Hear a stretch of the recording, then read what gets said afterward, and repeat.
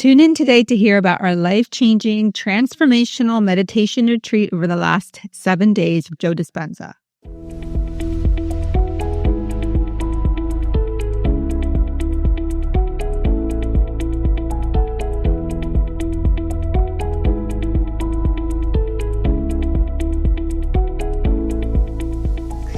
We are Dr. Lauren Fisher and Dr. Eleni Boussalas, holistic and psychedelic therapists who specialize in healing and transformation. We own a bicoastal practice in Virginia and Washington.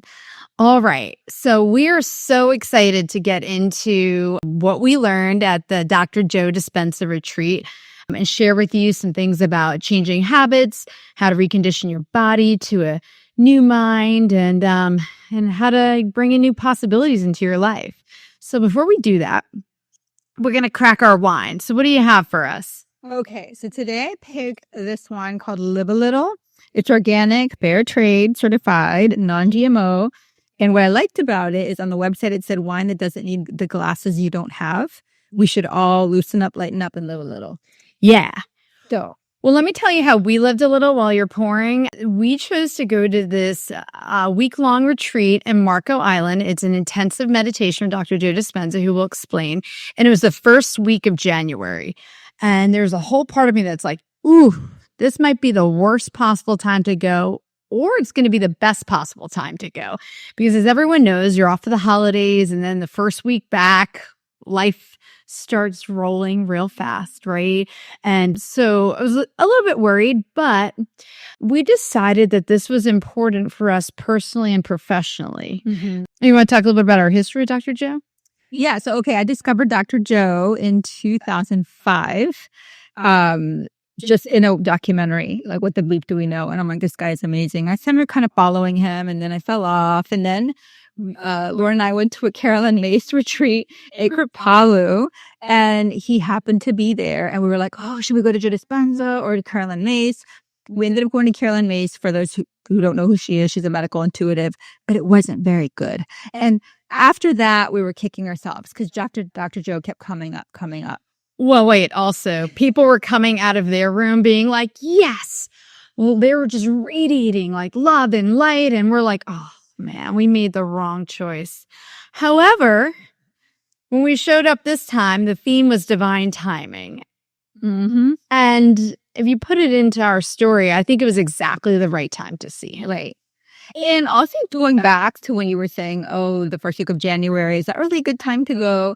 And we were talking about how we had heard how intensive this thing was, and that you meditate about 30, 35 hours over the course of the week, that we were like, well, maybe we'll just skip out on some of it and lay on the beach and just, we'll just skip some of it. We don't have to do all of it, right? Yeah. And we got there and we were like, we want more. It was just so good. But we had to tell you why it was good. Well, and we also said one of our employees had gone a couple of months ago, and we're all fans of the work, but to see the transformation that she experienced, like just a whole nervous system reset, and she was like really living and breathing. And I, at that time, was in a bit of a high stress state due to some circumstances. I'm like, she's like, you need to meditate. And I'm like, I don't have time for that shit. I was like, I don't have time. I'm just struggling, just trying to get everything, right?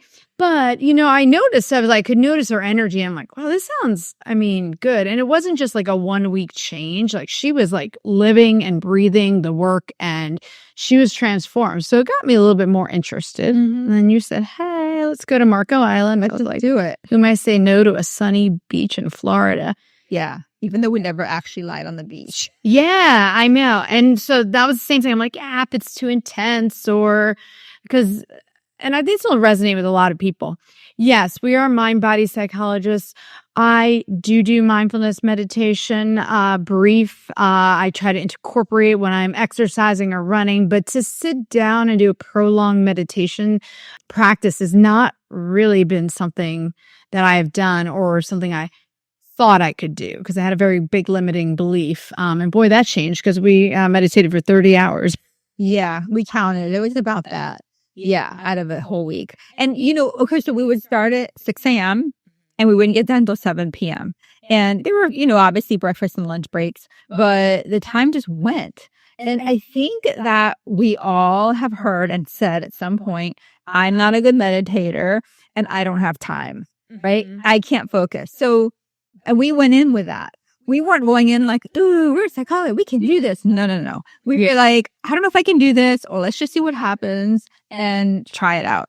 But I think the difference between his meditations, and we're not like spokespeople for him or anything, although we are believers in his, we're believers in his approach, is that his approach is kind of different where, there's Eastern meditating where you sit silently, and just go inward. Maybe you count your breaths or use mantra.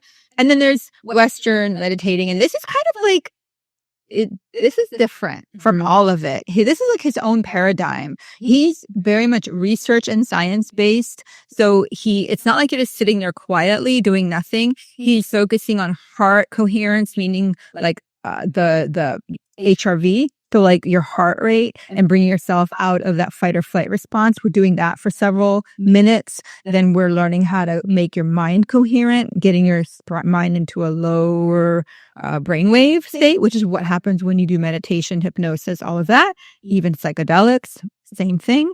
And then you combine the two, and then you work on clearing your chakras. So then you work on manifesting, which the woo-woo concept of manifesting, he's made it very scientific based on quantum physics. So that's just like a little overview of why his is different. Yeah, and I think that's important to say because it's also guided, which I personally like. And so there's a lot of elements to it in the way that he speaks, the music that he uses, what you focus on. And you mentioned the breath work. There's very specific breath work that activates your pineal gland, which produces like all these neurotransmitters in your brain, including DMT and mystical experiences. So and there were dance parties at 6 a.m. in the morning. If you'd ever asked me, would I be up like, yeah, let's dance party at 6 a.m.? I'd be like, you're out of your mind. But there we were, right? In this community of people with just big open hearts and a desire to learn, heal, transform, and get better. So we first came across Dr. Joe's work because of his talking on breaking habits. Mm-hmm. So let's talk a little bit about that. Yeah. So essentially what he's saying is that we're all operating like 90 to 95% in our subconscious mind. We all know that there's very little that we're actually consciously choosing. We're habitually going into the same thoughts, feelings, and behaviors. And as a result, you create your same results. So you wake up and you're like, I want to do these things differently. I want to get a better job or improve my relationship or decrease my stress, exercise more, like whatever the case may be. But then you keep doing the same thing because your reality is based on your past. And so your past dictates your personality and your reality. And whatever you focus your attention on is what you focus your energy on. And a lot of us are living in the past and we're projecting that into our future. So he's saying the only way to change your future is to be in the present moment, but releasing all the limiting beliefs from the past. But how do you do that? You have to get into what we battled the entire week was a state of nothingness. Like you are nothing. Yeah. And you come from nothing and we are nothing. Like essentially we are mostly made of empty space. And so when we can tap into that nothingness and tap into the possibilities of other realities that could exist in the future that are not based on our past at all, that's where you open up the possibilities in your life. Yeah, so let's recap that for a second. So most of the things we do are unconscious. Same thoughts, same choices, same behaviors, same experiences, same feelings, same biology, same hormones. But we want something to be different. And then we get frustrated because we keep doing the same thing over and over, right? And I do want to emphasize that because this is where we get the change is hard, the limiting beliefs. And I think that maybe we haven't been informed the right way or all the right ways to create an environment that would make the change easier. And so, he says that most people are living in survival and stress states. So we need to become conscious, right, of the things that we want to change. And fight or flight. Yeah. Fight or flight. So you have to become conscious, but also like of the limiting beliefs. And one of the things I really appreciated as a tool is he'd be like, note your limiting beliefs. I don't want to get out of bed. I can't meditate. you know, Like that whiny child I'm part. not smart enough. It's too cold to go outside. Yeah, I'm tired. And it just like resonated because that's our sense of humor. And so we were saying that to each other all week. But, you know, he was like, listen, when you want to change, and I know you guys know this, but I'm reemphasizing, right? We have these opportunities to change. And every time there's an opportunity, are we going to make a different choice or the same choice? Right? So we have a choice in that moment to do something different. But to make it easier, I think this is what you were talking about, understanding the brain waves and how we can create change and what state we need to be to create optimal change. Right. So like going back to the fight or flight, many of us are caught in fight or flight. What does that mean? That means that our body is being triggered by our external environment and we're not noticing that. So it could be that you're on a Zoom call and the people you're on there, are annoying the crap out of you, or you're at work and your employees are annoying you, or your coworkers, or your husband, or your partner, whomever. And you're just like this fight or flight response that is so habitual that you don't even know what's happening. But what happens is the sympathetic nervous system gets activated and your mind and your body are saying fight or flight. You cannot create from that space. You cannot be present from that space because you're in a response of fear. So the first step is to get your heart into a state of calm and love. Right. So that you can stop being activated out of fear. And then the next step is to get your mind into a state of calm and presence and not looking for the next danger, which is what we've evolved to do. Yay. Yeah. And one of the things, like, just to put for those of you that are interested, like what Eleni just said was that beta waves. Okay. So beta waves, when we're in beta, we're conscious and we're problem solving and we're focused. It's where we are most of the day. If we get into high beta, that's what she's talking about, the sympathetic arousal, the burnout, the overthinking, the tension. So bringing down, as you said, into the alpha waves. The alpha is a relaxed and meditative state where the mind quiets down. That's where we allow some creative energy and disconnect from the world. But going into theta is really where it's at. So theta is more of a meditative state, and it's a doorway to the subconscious. That's where it's linked to your intuition and where we can reprogram old patterns. I believe this happens a lot in therapy when we're in EMDR, when we're in hypnosis, and when we're in deep relaxation. And in psychedelic work, right? It's for sure. So with the psychedelic work, if you listen to our last podcast at Default Mode Network, that's a part of your brain that is what we're talking about. The part of your brain that's chattering and talking to you and making your grocery list and your doctor's appointments and your child has to get dropped off here. Like all that is constantly running. And that's why people say they can't meditate. So the reason we use psychedelics, this is just like a little aside, is because we're trying to get the default mode network to shut down. Now, that doesn't mean that psychedelics is the only way to do that. Right. You can do that through meditating. You can do that through breath work. You can do that in yoga. There's many different modalities, but essentially what we want to communicate to everybody through all our podcasts is that we're all working towards the same goal. And we're just showing you all of the different routes to get there. Yeah. So this is a harder route, right? Because we're meditating for hours to get to the same place you would with like a 15-minute dose of ketamine, right? I've been prone to take the easy way. It's easy but quick, right? We're always looking for quick healing ways, and it's not a bypass, but ketamine does. And let's just talk about that for a second, because we didn't realize what we were doing. We knew it worked, but then we know the science, because we would always relax people before getting into a psychedelic state. I would recommend that at home because it starts to bring you right into alpha, and then ketamine brings you into theta quickly. So it was interesting because what I heard from someone who knows Dr. Joe is like, he's like, I don't do psychedelics because I don't need to. I can get into those states of theta, and then gamma is where the mystical experiences happen and things like that without using it. So I thought it was really interesting. That's what drew it to me, because I also know that many people are not going to use psychedelics. That's completely okay.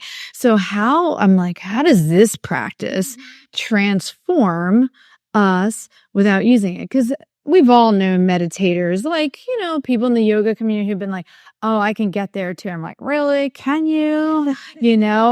and monks can for years and years on end. But Dr. Joe's like, maybe it doesn't have to take years. Yeah, maybe you just keep practicing and it gets easier and easier.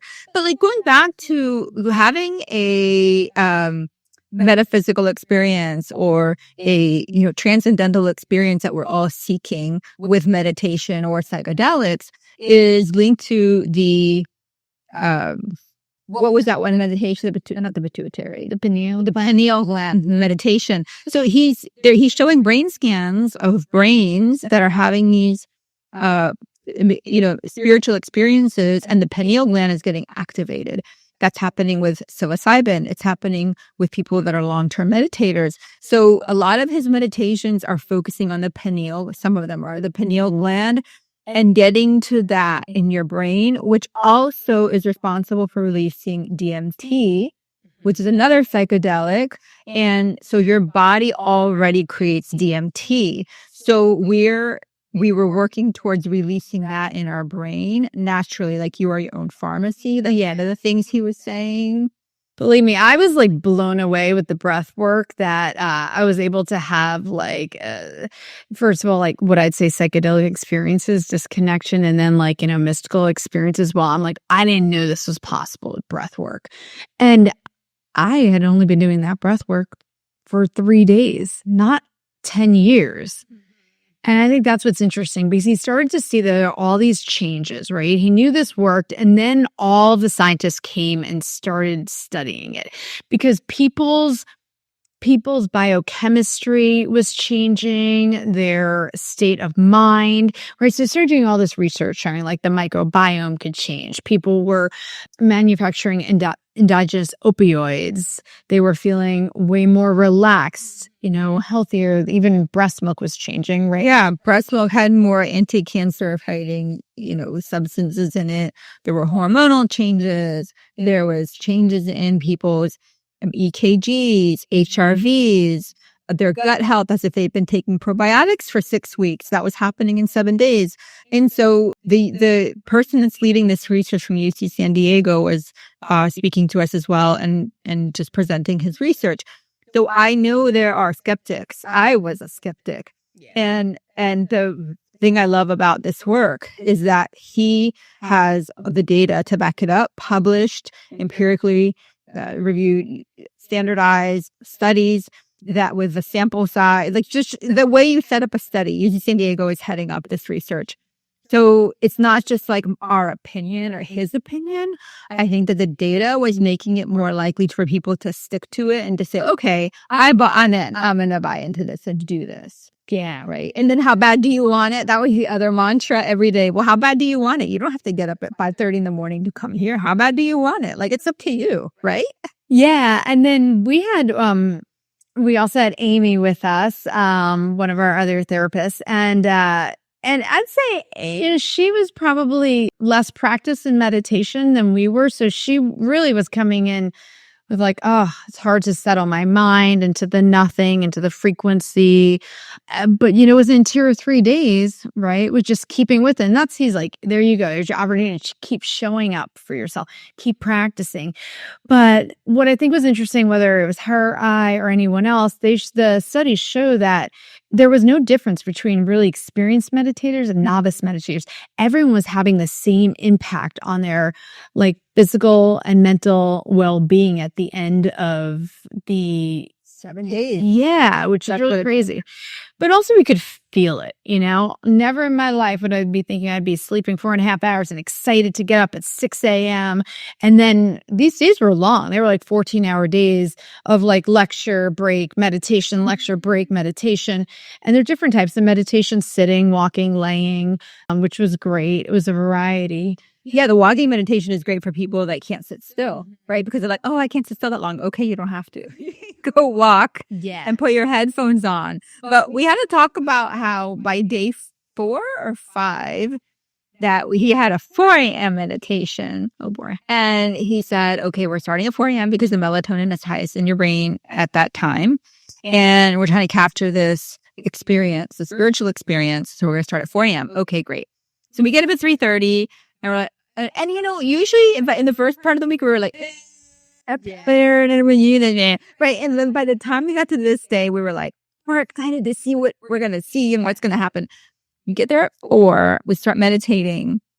And much like hypnosis, where you lose track of time, we are going on. It was mostly seated, some lying down, meditation.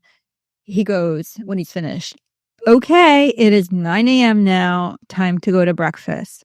And we looked at each other like, are you effing kidding me? We just met. Did we just meditate for 5 hours? And I'm like, I feel like I just ran a marathon. I'm walking around. I know you're not supposed to do this because it's not about attachment to an identity.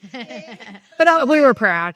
I was like, yeah, 10-minute call. No. I did 5 hours. Great. Hells yeah, we did. I mean, that is quite the accomplishment. And it was amazing. Yeah. It was very interesting. And I think that's, we mentioned is when you're in a certain brainwave state, like time is distorted, so you don't even know. Which is what's good. Yeah. Well, I think also the reason why his meditations are different because he is trained in hypnosis and neurolinguistic programming. So we can't discount that. I think the reason he brings you into this relaxed state quicker than other people is because he is using some hypnotic suggestions to get you in. So, I mean, and why not? Right? Like, why not use all the tools that you have? So, yeah. So that's how, yeah. So, okay. So how have we changed since we got home? Because now we've been home for a little over a week. And what has changed? Well, I mean, first of all, I am meditating every single morning, 5:30 in the morning for an hour. Yes. And I want to tell you, because what happens, of course, you can come off of anything. And like experientially, we felt great when we got home. Like heart was open, so calm. I love everybody. And a lot of times in the past, what will happen is that like a couple days after, I'll start to get triggered and get back into, the state. I guess that didn't. So I knew that it was really important for me to keep doing the work. And sure enough, the very first morning I woke up, I'm like, ugh. And I hear, I'm not a morning person, right? And then I was like, I have a choice, right? How bad do you want it? And I'm like, I want it. I want to feel like this. And I want to keep feeling like this for myself and for others. So, and I just made it simple. I was like, let me just sit up and brush my teeth and put my contacts in. I just put the headphones on and the mask in. And I've been able to do that every day and stay 15.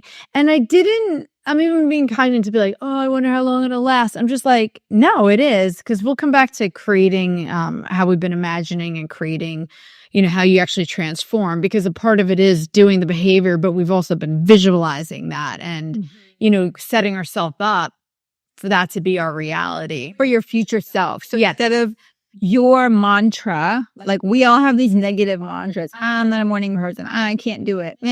Instead, like, what's your mantra? So our mantra is, I am becoming a meditator. It's not, I'm not a morning person. I suck at this. Yeah. You'd implemented it. Okay. Like we said, it's 15 days. Let's talk again in a few months. Yeah. But like right now we're in. And the other thing we've noticed is that both of us are not craving sugar. Yeah. So you both have kind of a sugar thing. We've got candy all up in this office everywhere. And I just don't want it. And also I'm a coffee person as well. I drink like 2 cups a day. Haven't had any coffee. I think I've had 1 cup of coffee. Yeah. I've been sleeping better. Yeah. Because perimenopause. Hello. Now I'm sleeping better and I'm like, I don't know. Everything just seems better. Totally. So why not keep doing it? That's what he's saying. So why would you not keep doing it? And then he said, do 30 minutes a day unless you don't have time. Then do 1 hour. And what I like about him, he's like, you want to drink a glass of wine and then meditate? Whatever, do that. It's not like everything's so rigid. I'm not advocating drinking while meditating, but he's also like, do what you need. Just do it. Just meditate and make the time for yourself. So we have to recondition the mind and the body. So, he says that you don't need to meditate to heal. You need to meditate to transform. Okay. So let's just recap that. So what happens, let's talk about the heart and brain coherence. So you talked about meditating, and one of the things is getting into the present state, right? Mm-hmm. And why is that so important for people that have been living in survival? Because if you're in the sympathetic nervous system, the survival, there's a part of your brain that lights up. It's the limbic. It's the back part, the reptilian brain, and it's looking for danger for survival. We have to have this because this is what ensures our survival as mammals, to look for danger. However, that's only meant to be there for a couple of minutes until the danger is over. The problem is that we are decoding our environmental triggers as danger. Whether it's the Zoom call, the boss, the annoying ex, your kid asking for, going to McDonald's, whatever, it's that you're constantly in this activated fear-based state that the limbic is operating in. So you got to get out of that part of the brain and then get into the calm parasympathetic nervous system, which is signaling safety to your body. I am here, I am now, and I'm safe. I'm safe. My body is safe. My mind is safe. I don't have to look for danger. I am safe. Yeah, shifting out of the past into the now. And then becoming really clear on who do I want to become? Maybe use the word manifest, but who do I want to become? Think, act, and feel as if. Think, act, and feel as if. Mm-hmm. Right? If you want to get that job or you want to have that relationship, but you're not acting or thinking and feeling as if, then you're just going to keep recreating the same situation you're in over and over again. Nothing's going to change until you change. Right. And so, his whole thing was believe, behave, become. So that it really starts with the thought change first. Thoughts have electrical charge. Emotions have a chemical charge.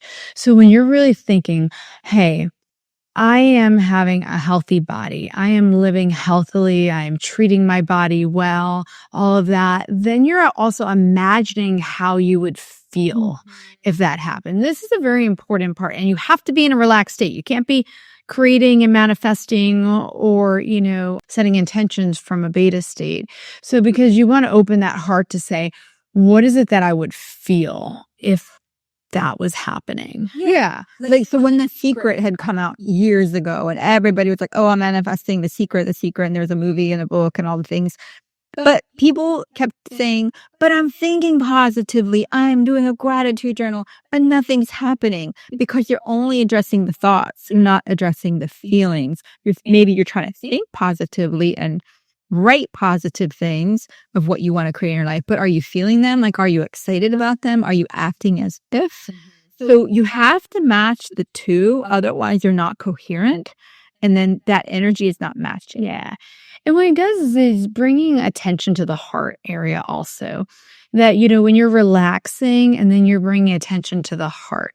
And we want our heart rate variability to be consistent. When it's in sympathetic nervous state, it's erratic, okay? And this one, it's smooth. It's not necessarily the same, but it's flexible and reactive. And when we're in that calm and regulated state, our rhythm is a certain way. It signals safety to the brain and it sends information to the brain. So when we start imagining how we want to feel, a lot of the fibers, like the vagus nerve fibers, 80% are going from the heart to the brain. So that will influence the cognition, but it has to actually be in the heart first. Coherence is when the sympathetic and the parasympathetic are all working together. And when we have elevated emotions like love, joy, gratitude, it just amplifying the coherence between our brain and mind. Cortisol goes down, oxytocin increases, and you become more coherent in your body. You can't think your way into coherence. You must feel your way there. Mm-hmm. And become more conscious of it. Because again, going back to the habituation of things, if you're trying to change your life and you're like, oh, I'm going to be in joy and gratitude and I'm going to think these things. But yet you wake up in the morning and then you're like, I hate my job. My boyfriend sucks. He doesn't listen to me. It's just being really conscious of what you're saying to yourself, what you're saying to others, what you're feeling, what you're choosing, what you're intending. Are you operating out of fear or shame or guilt or obligation? Obligation is a big one. It's or are you operating out of, I am worthy of this. I believe I deserve this. I'm operating as if, and I am waiting to receive. That's a very different energy than these things in my environment have to change in order for me to be happy. Or are you waiting to receive? Are you worthy to receive? That's like a big switch that I took from this retreat. Yeah, absolutely. Yeah. There was a coherence healing. That's like where you do healing on others. And it's like a whole other podcast. But, there's a point where they say you can turn the energy you're sending to others onto yourself. And then I was like, I didn't even think of that. I could do that for myself, like heal my migraines. I did that. And I mean, again, knock on wood, it's been how many days now? Yeah. Having red wine. That's right. Migraine. By the way, you're living a little, and this wine is pretty delicious. I know some people have said we don't comment on the drinks enough, but I'm drinking my wine. I also noticed I drink more wine than you during this, but I don't know what that says about me. And I love how we're drinking from mugs because, moms do that sometimes. We know your secrets, especially your Delray moms. Not promoting, just saying. It happens. Not judging. Yeah, I think also one thing personally for me is I could tell the difference between the heart. My heart was feeling a bit closed or numb, like in the beginning of the week. And then by the end, I'm like bawling.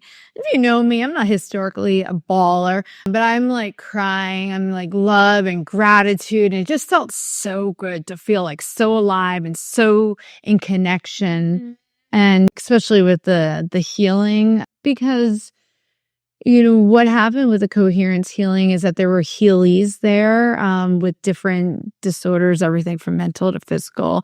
And many people had what we'd call miraculous healings during these 1 week.